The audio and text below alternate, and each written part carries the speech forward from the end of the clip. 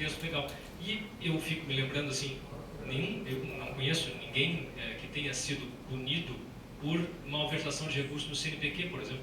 Pelo menos os pesquisadores que eu tenho conhecimento, e não são poucos nesses anos todos, eu nunca vi ninguém fazer nenhuma malversação de recursos. No entanto, a gente tem muito mais flexibilidade no CNPq, na lida com os recursos de pesquisa e recursos de bolsa de produtividade.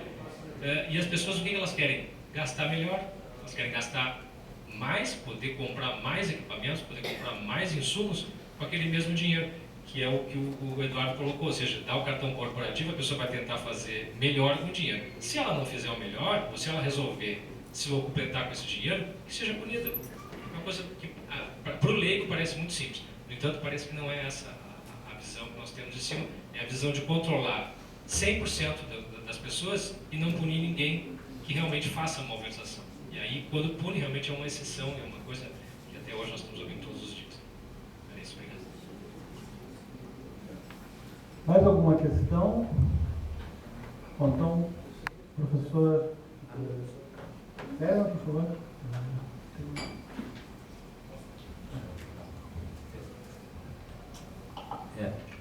Sem querer tomar muito tempo.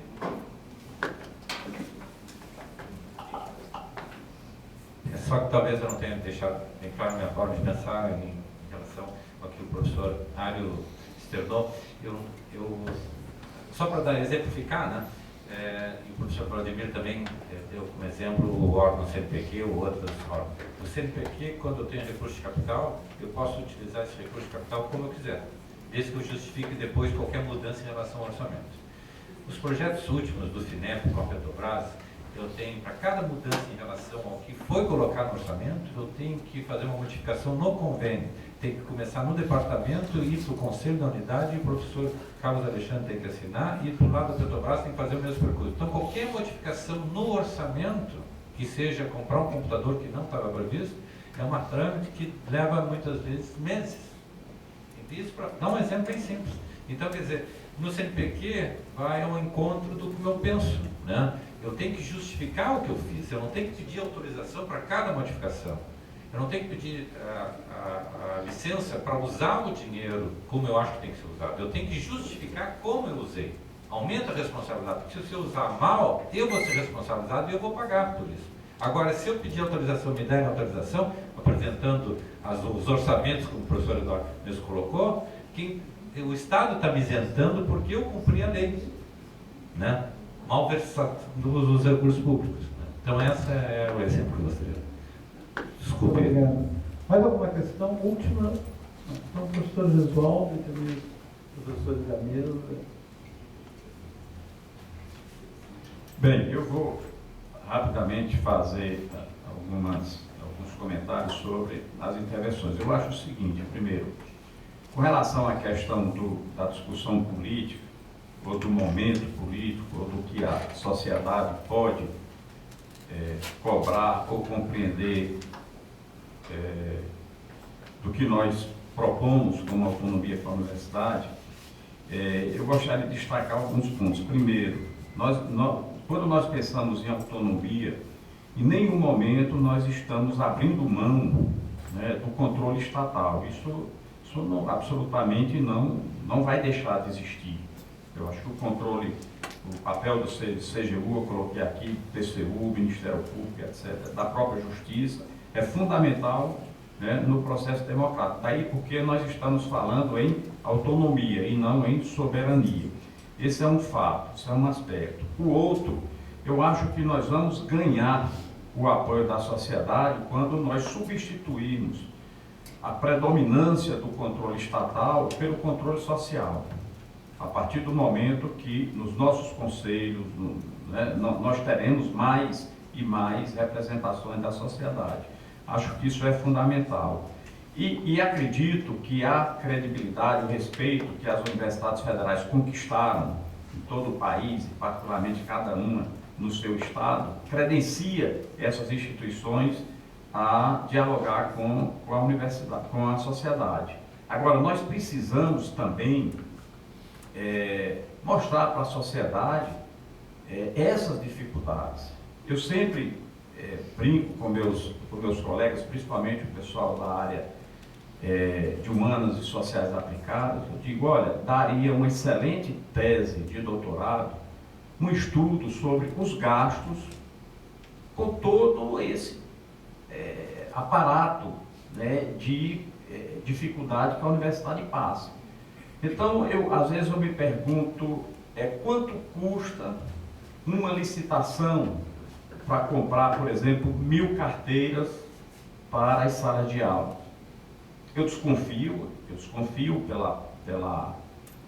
o engenheiro ainda tem um certo viés, né, para fazer algumas avaliações subjetivas. Eu desconfio que nós gastamos mais do que o valor pago pelas 1000 carteiras.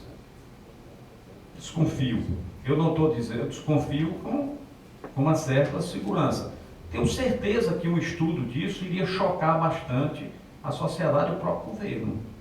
Ora, se a 866 veio para de comprar o mais barato, embora muitas pessoas digam que é possível comprar bem e barato, eu nunca vi isso em lugar nenhum do mundo, nunca vi, pode ser que apareça ainda, mas quanto custa isso?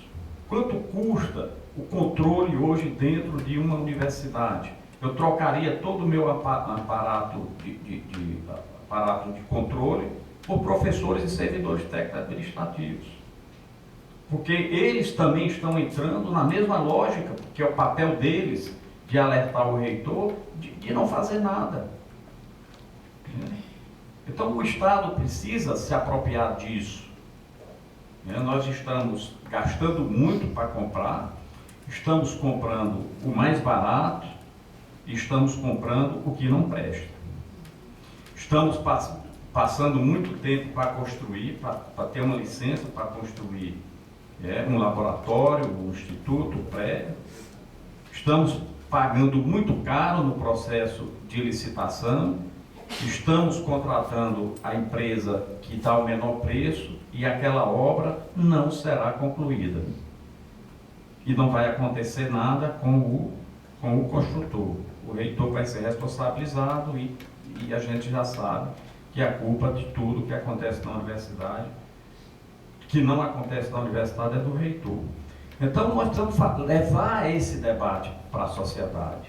A sociedade precisa compreender quanto é que o Estado brasileiro gasta hoje, né, para contratar. Está aí o que nós estamos vivendo hoje, em plena Copa do Mundo. Há quanto tempo se fala? Foi criada uma lei específica para contratar mais rápido, e nós não conseguimos atingir a meta, que pese muitas coisas realizadas, mas não conseguimos.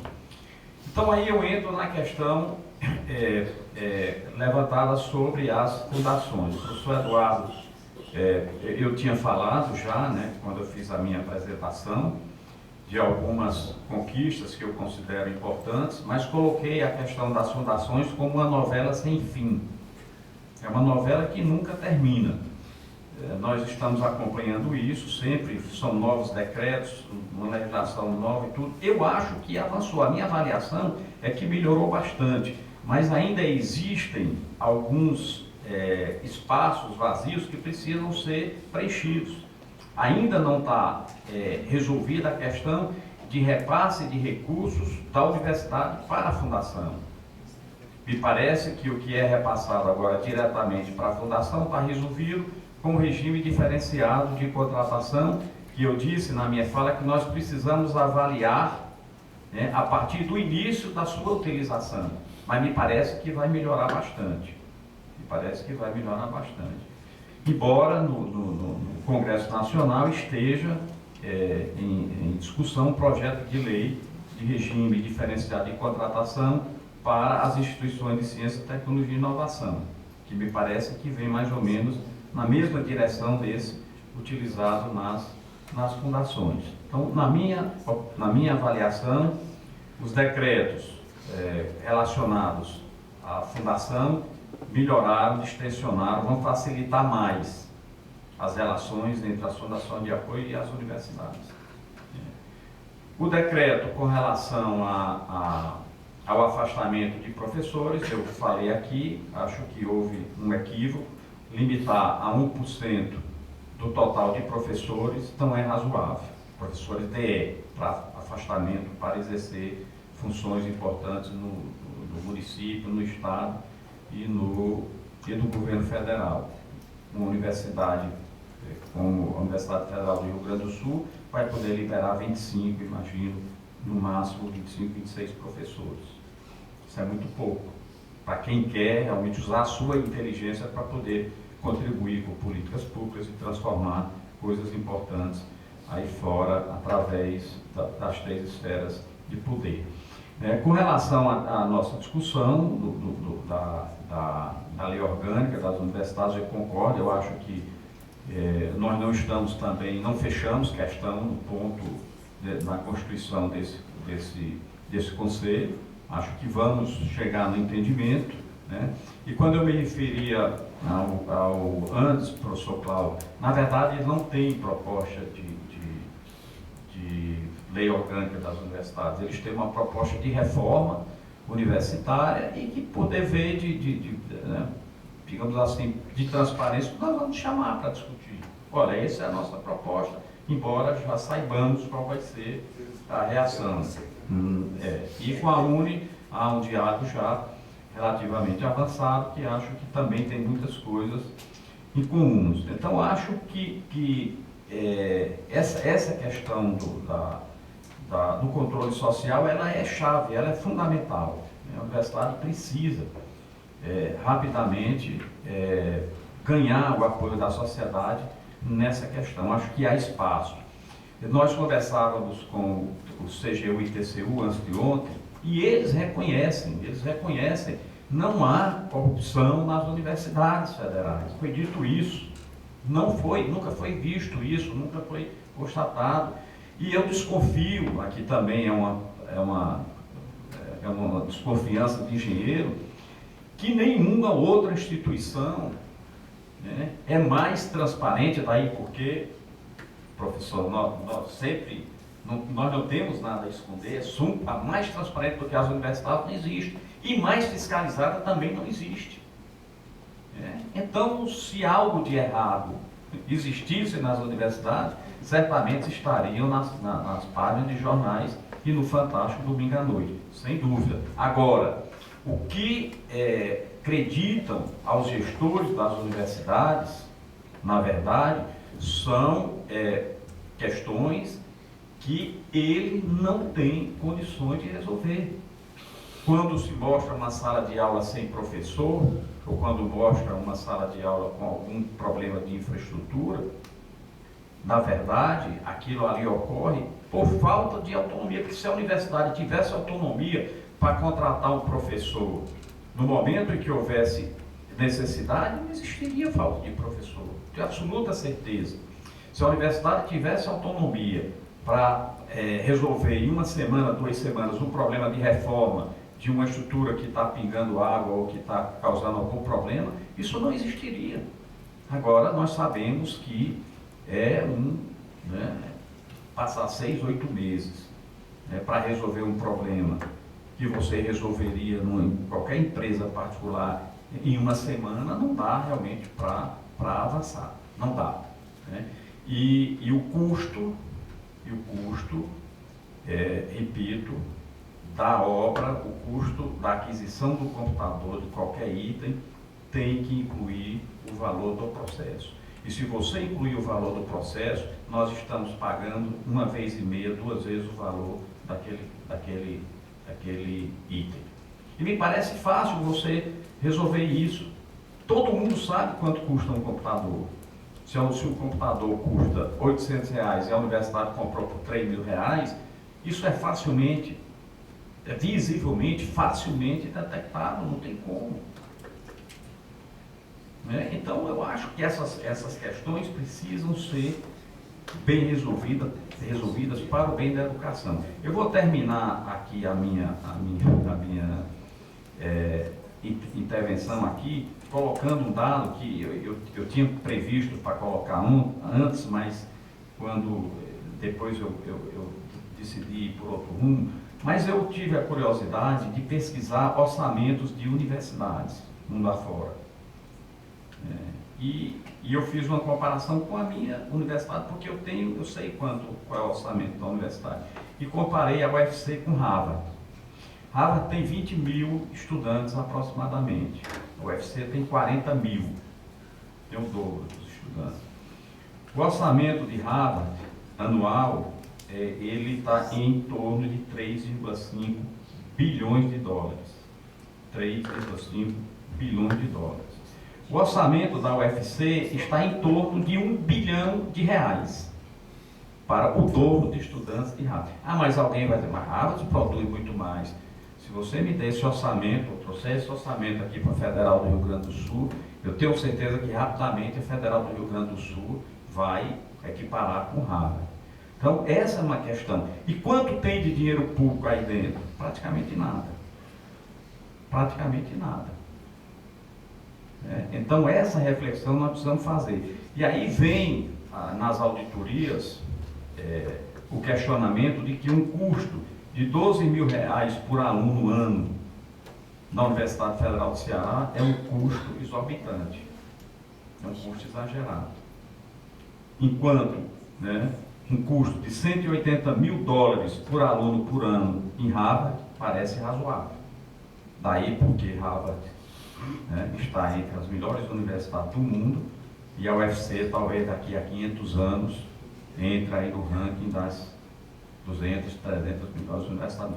Então nós precisamos fazer essa reflexão também, porque ela é fundamental. E lá em Harvard não tem ninguém impedindo ou dificultando ou criando problema para se gastar esse dinheiro.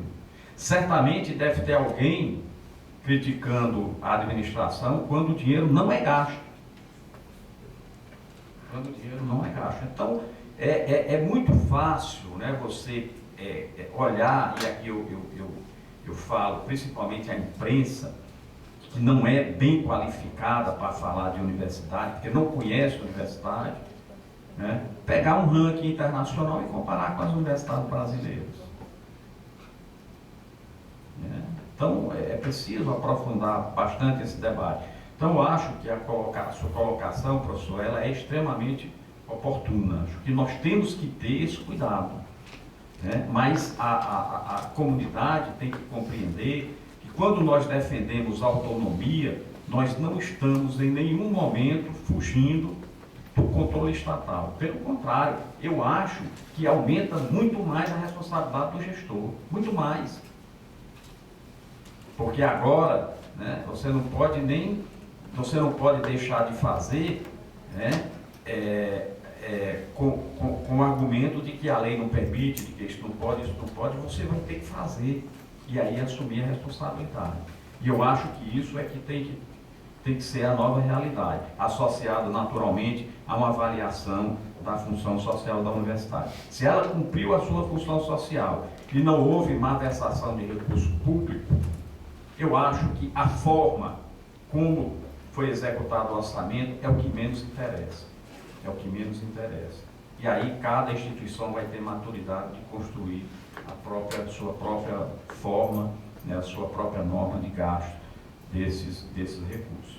Então eu queria, professor Vicente, agradecer profundamente o convite, agradecer a vocês que estão aqui, nesse período difícil, de todo mundo atarefado com o final de semestre, com Copa do Mundo, deve ter gente aqui torcendo por todos os times, mas para mim é uma satisfação enorme estar aqui nesse debate, reencontrando amigos aqui e trazendo uma mensagem que eu acho que deve ser uma mensagem a ser absorvida por toda a comunidade, cada um na sua reflexão, da sua forma, com as suas discordâncias e tudo, começar a refletir se de fato a universidade brasileira tem futuro, se de fato ela poderá contribuir mais com o desenvolvimento do país, se ela continuar da forma como ela está hoje. Então, muito obrigado a todos vocês.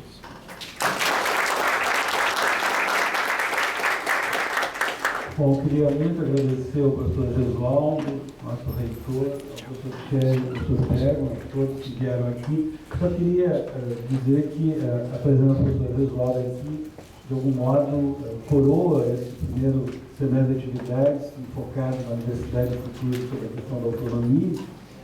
Então, eu queria muito agradecer na sua agenda ter vindo aqui e já convidá-lo para uma próxima oportunidade. Só queria anunciar que, aproveitando que um grupo de sociólogos brasileiros da URGS vai a um congresso de sociologia no Japão, por alguns contatos, nós conseguimos organizar um seminário do ILEA na Academia Chinesa de Ciências Sociais e na Universidade de Comunicação da China, serão recebido pelo professor Gu, diretor do Instituto Confúcio. Lá estarão o professor Alex Teixeira, o professor César Barreira, da Universidade Federal do Ceará, trabalhando há muito tempo junto, a professora Iris Barreira, da Universidade Federal do Ceará, eu mesmo, a professora Rochelle, jovem professora da Universidade, a professora Soraya Cortez, que é diretora da FCH, o professor Walter Fischer, que é da FEE, e o doutorando Vitor Ribeiro, que inclusive fala chinês e vai nos ajudar. Então, nós convidamos todos, podemos pagar a passagem terrestre em Beijing. Muito obrigado e boa Copa.